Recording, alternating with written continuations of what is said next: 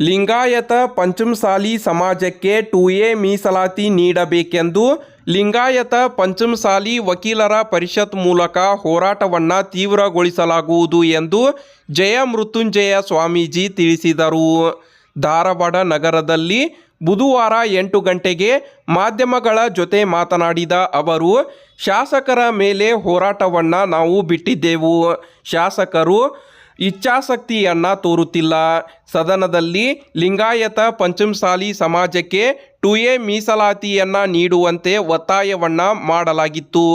ಆದರೆ ಸರ್ಕಾರ ವಿಷಯವನ್ನು ಚರ್ಚೆ ಮಾಡಲಿಲ್ಲ.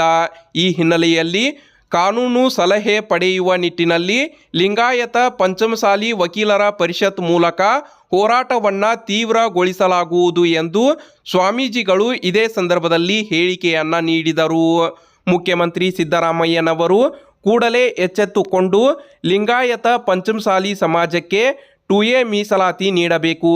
ಇಲ್ಲದಿದ್ದರೆ ರಾಜ್ಯಾದ್ಯಂತ ಉಗ್ರ ಸ್ವರೂಪದ ಹೋರಾಟವನ್ನು ನಡೆಸಬೇಕಾಗುತ್ತದೆ ಎಂದು ಎಚ್ಚರಿಕೆಯನ್ನು ಸಹ ನೀಡಿದರು. ಅವಾಗ ಮಾತಾಡೋಕ್ಕೆ ಅವಕಾಶ ಸಿಗ್ತಿತ್ತು, ನಿಮಗೆ ಯಾಕೆ ಮಾತಾಡೋಕ್ಕೆ ಅವಕಾಶ ಸಿಕ್ಕಿಲ್ಲ? ಎಲ್ಲೇ ಒಂದು ಕಡೆ ನಮ್ಮ ಶಾಸಕರಲ್ಲಿ ಇಚ್ಛಾಶಕ್ತಿ ಕೊರತೆ ಎದ್ದು ಕಾಣ್ತಾ ಇದೆ. ಅದಕ್ಕೆ ಈಗಲೂ ಕಾಲು ಮಿಂಚಿಲ್ಲ. ನೀವು ನಂಬಿದರಿಂದ ನೀವು ಹೋರಾಟವನ್ನು ಗೆದ್ದಿದ್ದೀರಿ.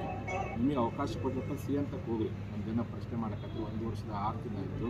ಬೆಂಬಲವನ್ನು ಪಡಿಬೇಕೆಂಬ ಉದ್ದೇಶಕ್ಕೋಸ್ಕರ ರಾಜ್ಯಾದ್ಯಂತ ಲಿಂಗಾಯತ ವಕೀಲರ ಸಂಘಟನೆ ಮಾಡ್ತಾಯಿದ್ದಾರೆ.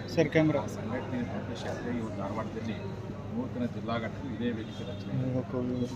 ಹಾಗಾಗಿ ಆ ನೂತನ ಜಿಲ್ಲಾ ಘಟಕದ ಎಲ್ಲ ನಮ್ಮ ಹಿರಿಯ ವಕೀಲರು, ವಿಶೇಷವಾಗಿ ಅಧ್ಯಕ್ಷ ಆಗಿರ್ತಕ್ಕಂಥ ಮೆಣಸಿನಕಾಯಿ ಅವರು, ಉಪಾಧ್ಯಕ್ಷ ಶೆಟ್ಟಿ ಅವರು,